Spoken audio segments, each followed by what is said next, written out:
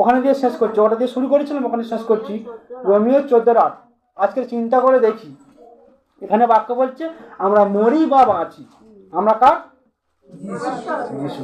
কারণটা কি বলুন তো?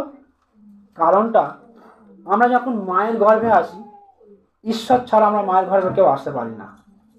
পারি কি? ঈশ্বরের আশীর্বাদ না হলে কেউ পিতামাতা হতে পারে না।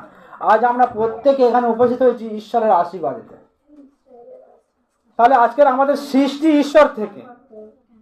যখন মায়ের গর্ভ থেকে বাইরে এলাম, এই যে জীবনটা কাটাচ্ছি, এই জীবনটা যদি আমরা ঈশ্বরকে দিয়ে নিয়ে কাটাতে পারি, ঈশ্বরকে নিয়ে কাটাতে হবে, ঈশ্বরের জন্য আমাদের জীবন কাটাতে হবে। তাহলে কি হচ্ছে?